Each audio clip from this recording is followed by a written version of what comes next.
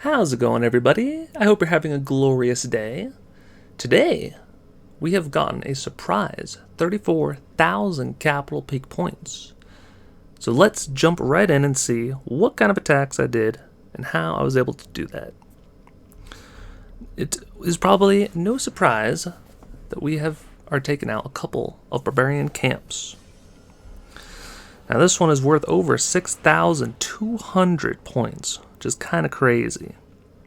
We're finally starting to get some of the maxed out barbarian camps, and we're able to snag a lot more points than usual, which is awesome. I say this one is a surprise because I really was not expecting to find a high value clan with like only 10 minutes remaining in the capital peak weekend.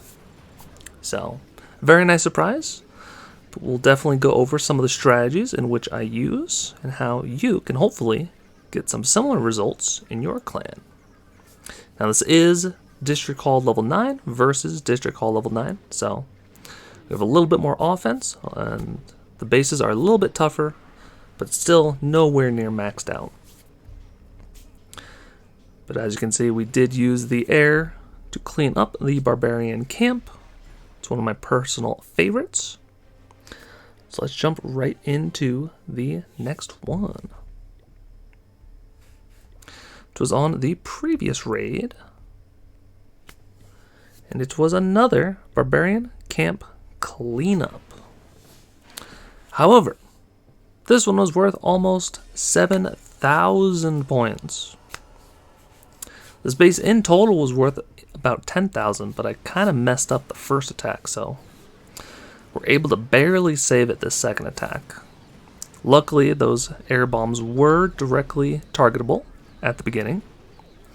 So now we're mostly focused on trying to send in one pack of balloons per defense. However, there's not a whole lot of room for deployment.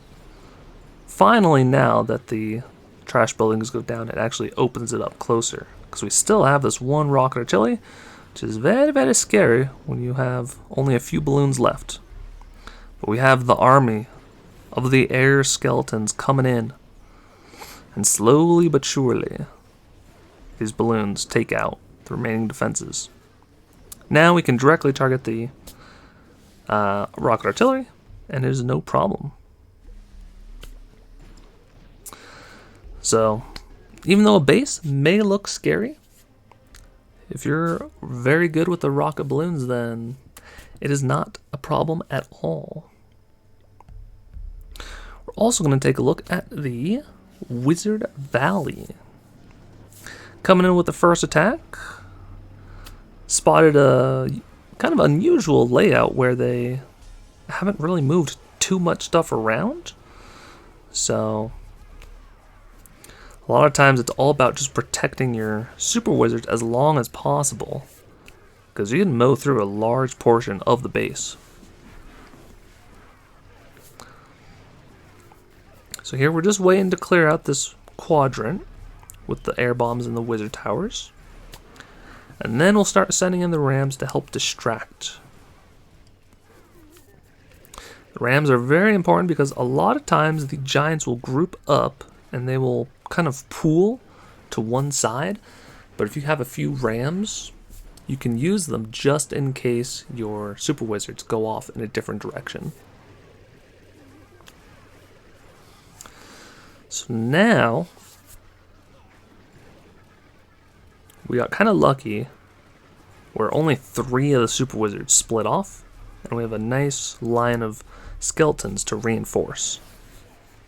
But we do have the pesky cannon cart, so it's always good to distract that, because that thing does a lot of damage, and there are quite a few of them around the base. So here we've taken out all of the core, and so now it's just a matter of seeing how much more we can get. Now I like the Wizard Valley because it's very simple, super easy to two-shot, but I don't like the Wizard Valley because even though it looks like you can take out a large portion of the base, you have to get close to like 80 or 90%, especially if these infernos and the giant cannons are on the backside.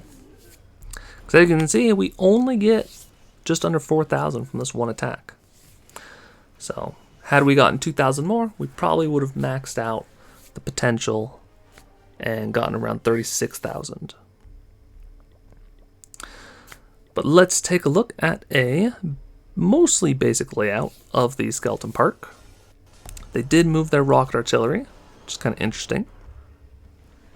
But this base is worth almost 9,000 points, which is nice. I'm very curious to see how much a Skeleton Park will be worth once people actually upgrade it. And Skeleton Park might actually be kind of scary to attack if it has a really good base layout. But it seems like 90% of clans out there have not even done anything to their Skeleton Parks, which is kind of crazy. So we're using a little bit of a different army composition. I love the graveyard spam strategy, but there are a lot of ground targeting defenses on the Skeleton Park.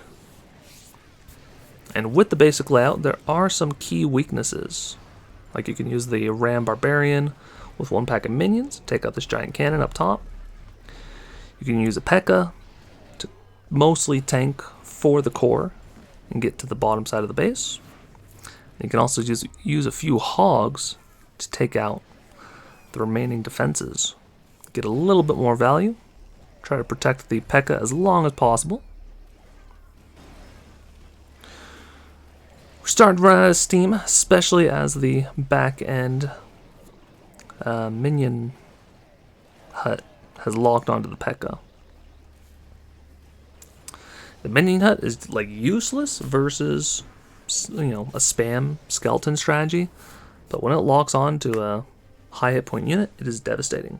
We get almost 6,000 points from that one attack. So next up, we are taking a look at a builder's workshop. A nice cleanup attack. Got about 5,500 points remaining. The first attack looks like it didn't go too well for our other clanmate, so we are more than happy to help clean up. And a lot of times that's how you can get the most amount of points, is if one of your clanmates struggles, but they take out enough of the base that you're still able to clean it up on the second attack, then you can get a vast amount of points. That's where sometimes you can get really, really lucky and you can find a capital peak that has all of the big defenses still alive, and then you can do like maybe a wizard bomb off of the capital peak and get so many points very, very quickly. Similarly, as you saw earlier, we cleaned up some of the barbarian camps. It's by design to have one account prep the base, and then a different account clean it up. Makes the one account look a little bit better. But we're just using the graveyard spam strategy. You know, not even too many things died in the beginning, so now we have this just army of Larrys just going ham on the base. Last up is just the cannon, and there was no way it was going to take out an entire raid of troops. So lastly, we'll be taking a look at a Balloon Lagoon cleanup. This one, about 5,500 points. But all of the rocket artilleries are still alive, which is a little bit scary. But with the larger deployment zone, we're able to kind of create 2 packs. And that is very ideal to help protect the super wizards. As you saw there, we had 1-2 rocket hits land and it killed 2 of the wizards instantly. So go over here. These wizards barely survive, I believe, 1 shot from the rocket artillery. But now that those rocket artilleries are down, it's very, very simple.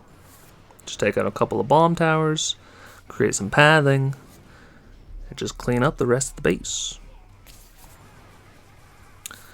So not too crazy of bases.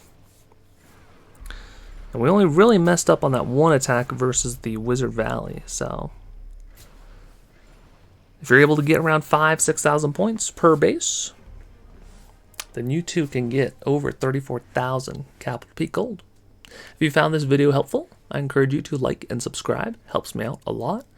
And there'll be a couple more videos on the screen if you want to check them out. Thanks for watching. Take care.